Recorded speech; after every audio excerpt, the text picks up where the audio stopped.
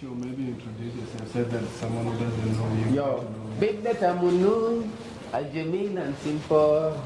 See the way you look fine, you take one, but no tickle. Talk to me, girl. Let me listen to your vocal. Somebody tell your uncle, Alela inti mami no fi better. Alela anama inti, nabi ala busoko. Yo, did you turn in a free disco? Oh, we ala busoko. Ah, yeah. You make me, yeah. Hey, yo, it's your boy, Check Me Magic, the Virgin Magic. I'm glad to be here, man. What's up? Ah, good, man. So tell us a little bit about how you started the music as Check Me. Well, I think maybe like I could say it was something that is inborn. Because when I was young, I got into drums. I used to drum. And at some point, I realized that as I was growing, it was something that is in me. I'm an entertainer, and gradually, like apart from music, I can entertain. So I know what it is to entertain and how to make people feel good in a space or a place. Check B, if we look at Check B, it's a disabled musician, and we know what disabled people do. Maybe look for people to support them, look for this, run around people telling me, hey guys, help me do. But you work harder to raise your profile by yourself. What gave you that courage? Well, I think it's my childhood upbringing. The way I was brought up to be resilient, you know, and to stand your ground, strive for whatever you believe in, and how to achieve it. Because, for example, I'm one of the kids that grew up with, without the father, but of course my mother, she has been there for me. So basically, at that point, I had to become a man of myself, you know. And when you become a man of yourself at a certain age or at a young age, you grow up when you're so resilient enough to stand any obstacles that come your way. So for me, I realized it is also my self-acceptance. When I was young, I accepted the fact that this happens, you know, to everyone. So I realized I had to accept myself so that I could rediscover exactly what was special about myself, you know. I think that is the main goal or the main purpose as to why Check B is strong today, or I'm able to do everything today. Because out of all other activities you could do as Check B, why did you choose music instead? Well, because I felt like music is a huge medium where you can send message out to the world, or you can speak for those who don't have the access to speak for their voices, and especially like the people who are vulnerable. They lack people who could speak for them, and I felt like maybe this was a calling, or this was a gift for me to share with the society and see if I can use my music to bring about change or to inspire the next generation or the current generation or the future generation to come. Since you started this music life, how has it been? Well, it's tough. You know, basically like in South Sudan, an artist, we should look like they look at you as a criminal, or like probably as a con man, or they look at you like somebody who's irresponsible because maybe of what they see or the looks and like, you know, the dreadlocks and stuff. Like recently, you saw they were pursuing Fananin because of dreadlocks, you know. So, but of course the challenges are many because, like, you know, our industry is not an industry that has investment. You know, nobody wants to invest. We're doing self-investment, as you can see. Whatever that we do, we invest from whatever we make, and that's how we were able to come to where we are. So it's a really hard tussle, but we're going through that because we are winners. Talking about investment, a few years, or should I say a month ago, I heard that some promoter or whoever it is has sponsored your video. I don't know, was that true, or Soko video? Was it true or not? Yeah, at the moment, there was this promoter from Australia who picked an interest in the song, and we decided like I would also market his brand, and in return he would definitely have to, you know, pay something like that. So that is basically like a coin or business actually. But what I'm talking about investment means like someone bringing in money to invest in an artist, you know, and see that you do good so that they can make something out of the art, because art is lucrative. If the reason why I'm saying that is, if someone picked an interest and then later go out, does it mean like your business doesn't work well to an extent that they can extend it to make a project like doing for you record and all this shit? I don't understand. How did it end? Well, it ended because at one point the person, the promoter, wanted to own even the copyrights of the song, wanted to own the composition rights of the song. So basically, I could not give him that because I created the song, I produced the song, I recorded the song. He cannot have the credit. So basically, that was the issue that we had. And of course, at a point, you as an artist or wherever you are, even though you're drawing, if you're modeling, if you're doing what, you have to own your craft because that is your power. If you let your craft off, then you're not going to have any power probably. So at some point, that is why we came up to this understanding. But it depends on the person that comes to business. When you come to me and tell me, you know what, I want to listen to your album, and this album we're going to market this album, and this is how we're going to make the money. You come in with your proposal, I look at it, and I get the people who are close to me to look at it, and then see how far we can go.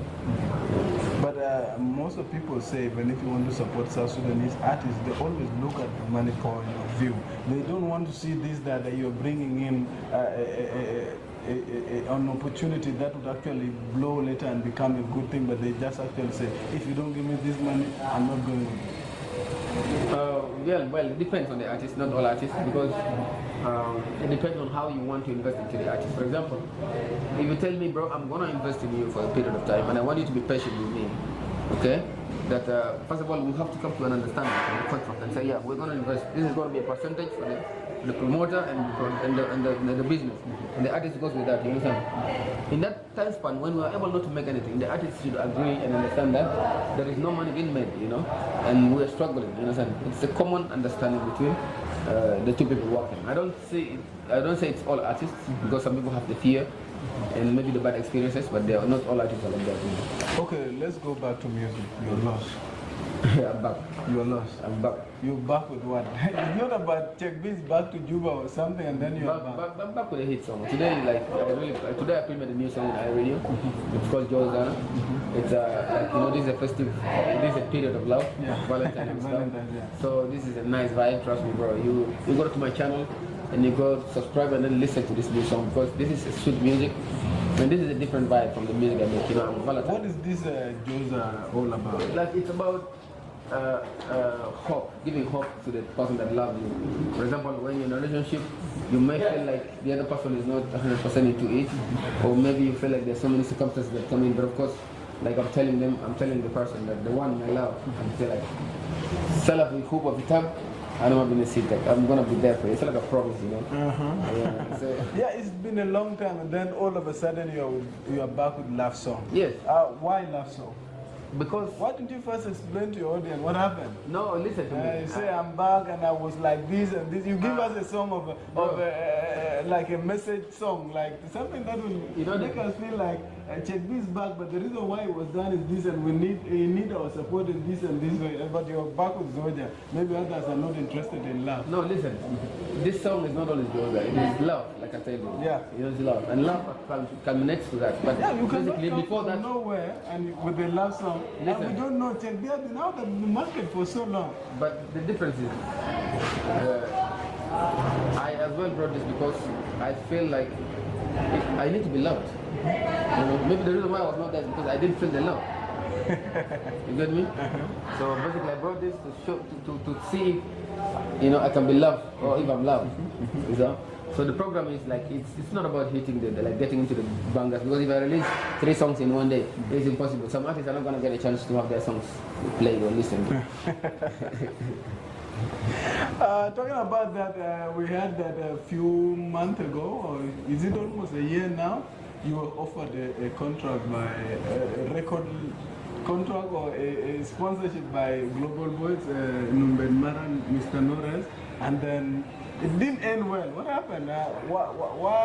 How did you feel that as a big artist and someone is saying you are out of the market? Let me give you a chance to come back to the studio. Like, I wanted to ask him the truth, like the person who wrote it, who made the post, and say, as a person like me, a proven artist that has made music that has inspired the next generation of music in my country, would want a record deal from an artist that's not have a studio. He doesn't even have a studio. So that's why I said, like, you know, you use that money, the offer, to make a song that is good for you. Because 100%, I don't disrespect him, but I feel the music is good. It's not to the standard of music that I can make. And that is exactly what I said. Use that money to make a hit song, like probably like Soko. But yes, a lot of hit songs. There is a difference between a song that hits in Juba with your effort, you understand? Or a song that willingly gets played or that gets hits without even you pushing it that much. These are the difference here. Yeah. I wanted to give you this one. There is a song where it's pushed until it gets to catch up, you understand? And it becomes, you know, and like a normal like song. And then there's a hit song where you don't even have to push, it just moves. It just moves along. Exactly. The difference now is, I've never, like recently, this same person who posted was dropped out of stage in Uganda. You don't get dropped out of stage if you're an artist who makes music that is loved by people outside your corridor. You see that? That's what I said. If you make music, you can confuse our society that can listen to any kind of music or any level of music, and they have no problem with that because we just came from there. You know, we're coming transitioning from the bush time, the war time. When that happened, did you feel so offended? Of course I did. And at some point, I wanted to sue them because my legal team was ready to proceed with that. And then some of his people came and said, please forgive and let it go, you know. And he made a call and said, please, I'm sorry, bro, I didn't mean it that way. But of course, I know. Did you feel like he was mocking you or was serious? If he would have accepted that, he would pay for it? No, I think it was a mock because that was mockery. And I feel like it was engineered also by an external party. Like, this is game, this is music. Like, if you feel like Chegbi has not made a song, that is a good luck for you. So that you push your whatever you're doing. If I come back now and I come to the market, it becomes a promotion to someone. That's the thing. So every time I just be persisting, only kala. Many people have been saying, Command, Chegbi Marila people. Chegbi Silver, anything that, like last time, Silver made a song called Concoy, Chegbi said the Buna Cerebro. Any move that Silver is trying to do like this, Chegbi is always close to it. And before we ask you, what is wrong between you and Silver? Apart from being from Eastern Equatoria, both of you are Otugos. Why don't you find a pinch of a reason to work together and do something better for the Otugo people? No, basically, we work together, me and Silva, for a long time. And I don't like to speak about the things always in the media because it will be like I'm trying to spill out, spoil beans and stuff. But I worked with him for some good time. I respect him, okay? And the most painful thing at some point is for example, if you give me your shop to manage, and then I manage your shop for 3 years, and then you're not giving me appreciation, or you're not paying me for that, and then after those 3 years, now God has blessed me. I've had the chance to open my own shop, and then you don't want me to open my shop so that I can stick on the shop, or you probably want to go and ban my shop so that I can come back and make the shop. This is what happened. Like, first of all, we are brothers. And I told him clearly, bro, I've worked with you and I appreciate you. I'm going to work with Dynamic. So the whole point of all our problems started when I left the crew. And yes, when I left this crew and I went and worked with Dynamic. You understand? And on top of that, we didn't go forward with Dynamic because there was a lot of misinformation. You know, this game is all about information and misinformation. So when you misunderstand, it becomes a problem. You think that misinformation was engineered by Silva? Well, I cannot say names, but I feel like it was engineered by someone who didn't want me and Dynamic to be in the good terms. Yeah, you know what I'm saying? Yeah, with our blogs like the Juba Eye and the Juba, some of these blogs can be manipulated, to write things in a different way. Yeah. But even Dynamic knows I'm a very great artist. I respect him, he respects me, and we worked for a good time. Until now, we talk. Me and him until there is no big problem. It's just that people need to understand that sometimes when you let a bird fly off the nest, you understand, it can manage to fly and find another nest and make a nest again, to make more children and to make other nests. Yeah. So what would you say between you and Silva at this current, let's say this year? How do you feel like, can you still work with him if they come back? Or since he's now gone, you have closed his chapter? He's still my brother. Even when God blessed them with a child, I congratulated him. You see? But when God blessed me with my child, he did not congratulate. So it shows that there is a gap in between there. For example, I'm being good to you, but you're not good to me. But in the public eye, you want it to be like you're good to me, but in return, you're not good to me. This as well breaks my heart because I feel love should be reciprocal. I give you. Yes, that's it. But I have no problem. And he knows very well. We worked before, me and him, just because he couldn't release the song based on other things that happened. But of course, I'm always up to the brotherhood, and I have nothing. And I wish him the best. If he comes or he doesn't come, that is his business. Because it's his choices. He made his own choices, and I wish him the best.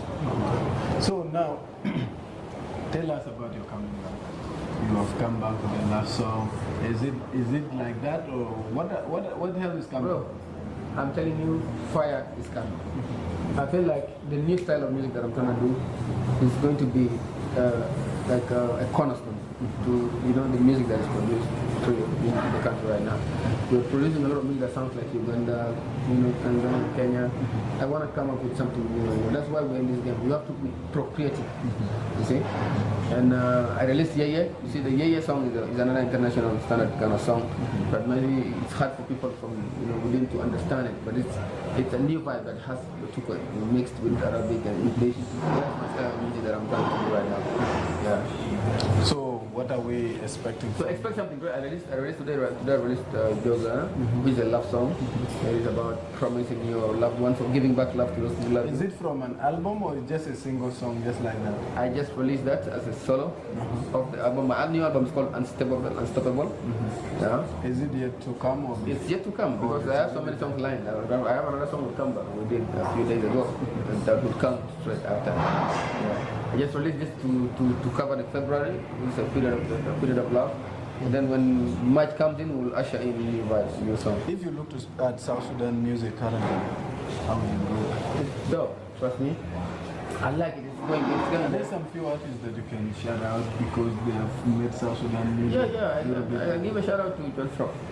Give a shout out to Single D. I also give a shout out to Atem, Mark Atem. And I will give shout outs to Crazy Fox. I give him a shout out because these are some of the songs that I also give a shout out to Navi Boy. But if you talk about Crazy Fox there, he has been done so. Yeah, but he has been having disco baby. You see, like it is a hit song. It has been playing. You have to accept that because it's a hit is a hit. You can actually feel it when you want. I mean, he made a hit song just because maybe he lacks support. I tend to see the support in the nation is driven unequally, which is not right. We should support every South Sudanese who is gifted and talented. It doesn't matter the region or where they come from. I want to urge our South Sudanese that sometimes you see the popularity of musicians, but they are struggling. Apart from the so-called remix, do you have any other collab that you're planning within this year? Or? Yeah. I have a song with a young boy. I also have another song with Single D where we just to release it. These are just things I like to work on low keys. I don't want to publicize a lot of things. So many snoopers. But this year is going to be a very strong year because this is my graduation year, and I want to make sure that it's a year of joy and happiness and love. That's why I started with the love song, and then to transit to happiness and joy. You are back to Juba. Maybe you can tell us why you are here, and you also give your last message. Yeah, I'm here. By the way, I'm here because I came back to run an initiative, a program that I'm starting, and also I'm having a performance tomorrow at Nyakron Cultural Center, and also outside Nyakron Cultural Center on the Superstars Thursday. So I'm here also for a program on 17th. It's going to be a graduation ceremony. So basically, I'm coming for business. I'm coming for performances. I'm not here for long, but of course, I do my business on the low key, weddings, graduation, and then Nyakron and stuff. So basically, I'm here for the full time. And I want to say my fans, don't shy, check me here. It's going to be more music and vibe. I've not been out for some time, but I'm fully back. And I love you guys for supporting me. Keep supporting South Sudan music in general. It doesn't matter which music, be it local music, be it any music. Ensure that you give them the full support and love. And let's love one another. Make this year the best year, the year of love, the year of transformation for our country, South Sudan. Thank you so much. Thank you so much. Thank you.